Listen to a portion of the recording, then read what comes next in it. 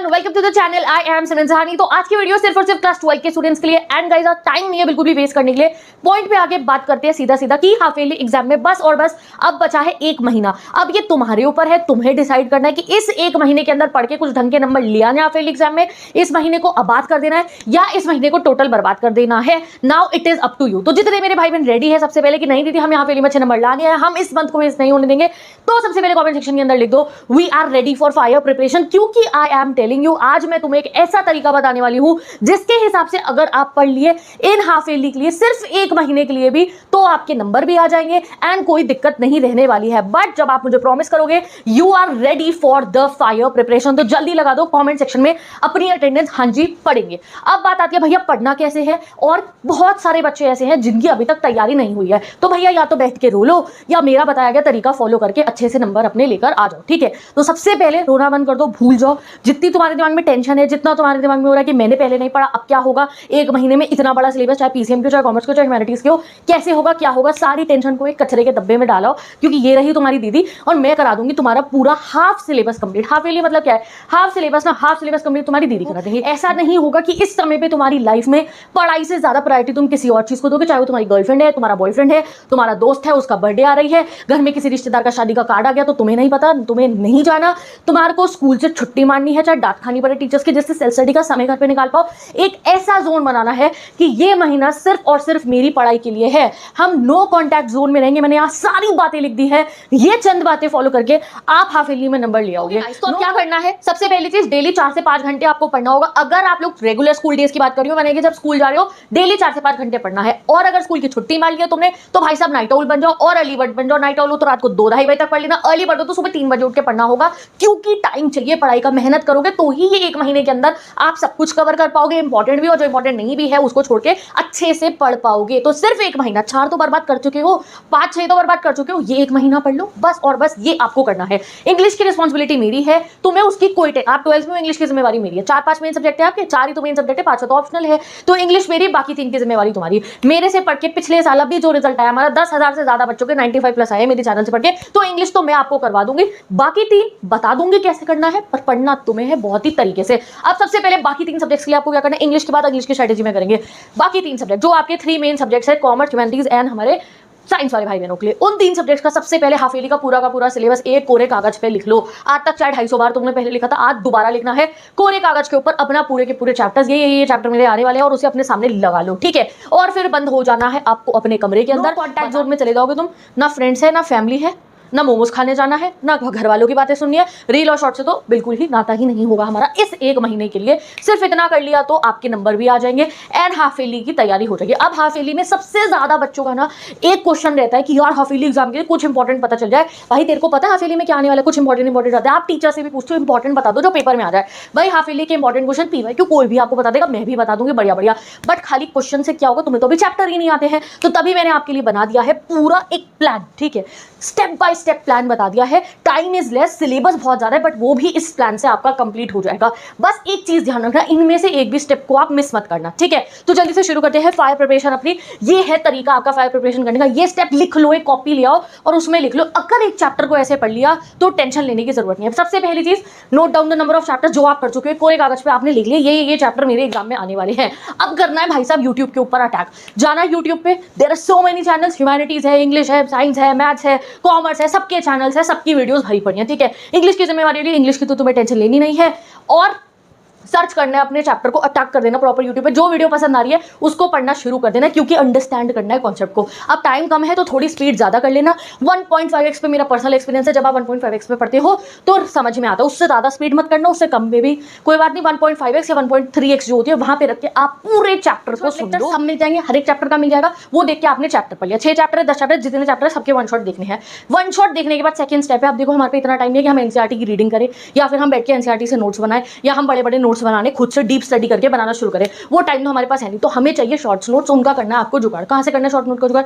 Topper से मांग लो, अपने बेस्ट फ्रेंड से मांग लो, अपने ट्यूशन वाले टीचर से मांग लो, अपनी क्लास टीचर से मांग लो, जहाँ जहाँ पैसे दिए तुमने जिस कोचिंग में, उनसे जाके अपना शॉर्ट नोट्स मांग लो, या जो भी नोट्स है, वरना ऑनलाइन सर्च कर लो जहाँ पे आपको शॉर्ट नोट्स मिल जाए। ज्यादा कहीं से भी कोई आपको शॉर्ट नोट्स देगा, गाइड खरीद लो जिसमें अच्छे से नोट्स गिवन हो हर एक सब्जेक्ट के। ठीक है। शॉर्ट नोट से क्या होगा, वीडियो देख ली, चैप्टर देख लिया। अब शॉर्ट नोट से रीड करने से क्या होगा, जब आपने शॉर्ट नोट से रीड करे तो वो मेमोरी बन जाती है दिमाग के अंदर। वीडियो देखी, विजुअल मेमोरी बन गई, अंडरस्टैंडिंग हो गई। जब नोट से पढ़ लिया तो डबल रिवीजन हो गया, माइंड में वो चीज़ लॉक हो जाएगी। आपने एक कॉन्सेप्ट पढ़ा है, उस कॉन्सेप्ट की वीडियो में अंडरस्टैंडिंग होगी, जब उससे रीड करा लिंक बनाता है माइंड, और वो आपके दिमाग में ग्रैस्प हो जाएगा। ये नहीं कि लिखा, सिर्फ शॉर्ट नोट्स जब आप पढ़ ही लोगे तो आपको याद आएगा, हमने चैप्टर में पढ़ा था या मैंने चैप्टर में पढ़ा था। शॉर्ट नोट से आपके दिमाग में वो चीज़ बैठनी शुरू हो जाएगी। सबसे बढ़िया तरीका होता है खुद बैठ के बड़े बड़े बढ़िया से नोट्स बना लो। उसका टाइम हमारे पास में नहीं है, वो हम बाद में करेंगे अक्टूबर के अंदर। अभी शॉर्ट नोट्स भी हम क्या करेंगे, किसी से मांग लेंगे या खरीद लेंगे एंड उससे अपना रिवीजन कर लेंगे। और हाँ, एक चीज़ जरूर करनी है जो मैंने थर्ड पॉइंट में लिखा है, जब आप वन शॉट लेक्चर देख रहे हो उस समय थोड़ी सी रिटन प्रैक्टिस करनी है। यानी कि जब आपके लैपटॉप स्क्रीन पे या फोन स्क्रीन पे जहां से भी आप पढ़ रहे हो, तो ऐसे नहीं हो बैठे हो, ईयरफोन कान में लग रहा है और तुम सुने जा रहे हो, उसमें आधा से ज़्यादा टाइम हमारे दिमाग को कुछ समझ नहीं आता है। तो एक कॉपी रखो, पेन रखो हाथ में। न्यूमेरिकल सब्जेक्ट है तो न्यूमेरिकल लगा के देखते रहो, हाँ मेरे भी स्टेप सेम जा रहे हैं, मेरा कौन से सॉल्व हो रहा है।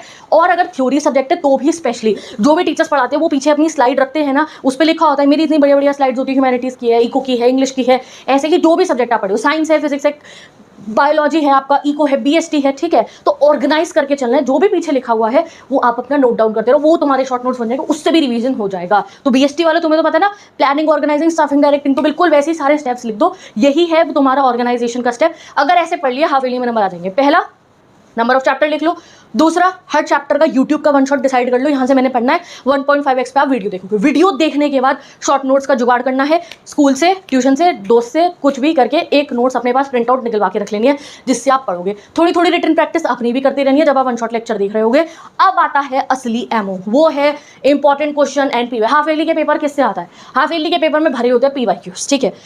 कोई भी हाफ ईयरली का पेपर उठा के देख लो, मैं अपने एक्सपीरियंस से बता रही हूँ, उसमें जितने टीचर्स है ज़्यादातर डालेंगे पीवाईक्यूज पिछले 3 सालों के, 3 साल से ज़्यादा के भी नहीं आते, 3 साल के आते हैं, ठीक है। और 3 साल के पीवाईक्यूज के अलावा जो most important question study materials में गिवन होते हैं वो आ जाएंगे। वो कहाँ से ढूंढने हैं आपको, उसके लिए आप सर्च करो, पीवाईक्यूज डाउनलोड करो, अदरवाइज कोई गाइड खरीद लो। जैसे इंग्लिश की तो मैं बिल्कुल टेंशन नहीं लीजिए, इंग्लिश तो मैं करा दूंगी, आपकी सीरीज भी आएगी, इंपॉर्टेंट क्वेश्चन भी आएंगे। Otherwise important question and PYQs ये लगा दो।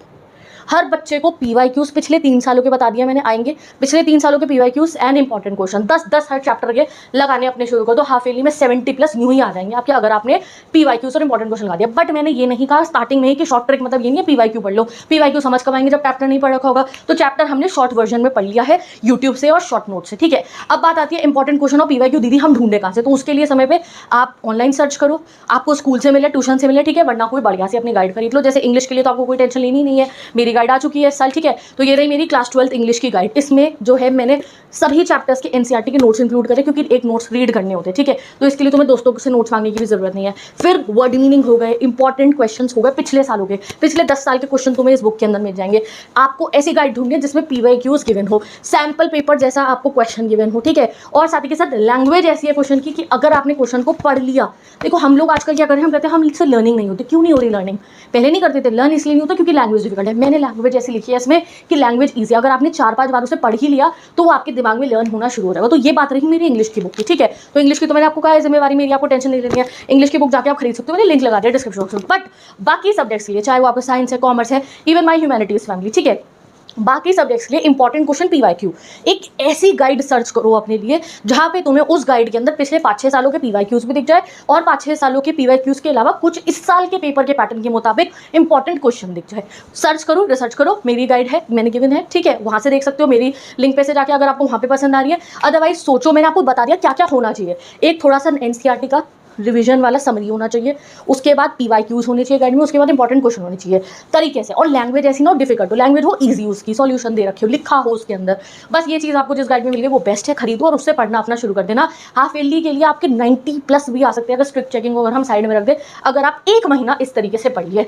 Last but not the least, ये करना मुश्किल होगा, ठीक है। तो ऐसी डेडिकेशन रखनी है जैसे आप अपनी गर्लफ्रेंड को या बॉयफ्रेंड को मैसेज करते हो, ब्लू टिक का इंतजार रहता है ना, या बेस्ट फ्रेंड से भी कोई बढ़िया प्लानिंग करनी हो तो मैसेज कर दिया तो ब्लू टिक के इंतजार में पूरे दिन बैठे रहते हो। तो इस 1 महीने का गोल ये है कि ये जो कोरे कागज पे चैप्टर नोट डाउन करे हैं इनको मुझे ब्लू टिक करना है। 1 महीना अपनी पढ़ाई के लिए जी के देख लो, 1 महीना अपने करियर के लिए, अपनी लाइफ के लिए जी कर देख लो। पिछले 5 महीने मौज मस्ती करके तुमने बर्बाद कर दिए हैं, तो इस 1 महीने में तुम्हें इस तरीके से चलना है। मैं मिलूंगी आपसे 5 दिन बाद, जब मैं आपसे पूछूंगी कि क्या इन 5 दिनों में 2 से ढाई 3 चैप्टर भी आपने कंप्लीट करे हैं या नहीं करे हैं, बाय फॉलोइंग दीज सिंपल से हमारे स्टेप, ठीक है। तो जाओ गाइड खरीद लो अपनी, शॉर्ट नोट्स का जुगाड़ कर लो, यूट्यूब पे लेक्चर सर्च करके रख लो और अपना अभी से आज से 4-5 घंटे डेली सेल्फ स्टडी करनी शुरू कर दो। और अगर स्कूल की छुट्टी मार सकते हो बहाना मार के स्कूल में, तो कोई दिक्कत ही नहीं है, आराम से नंबर आ जाएंगे आपके और सेल्फ स्टडी का टाइम भी मिल जाएगा। डन। मैं चलती हूँ, मिलूंगा नेक्स्ट वीडियो में। बाय बाय, ठीक है, बेस्ट ऑफ लक।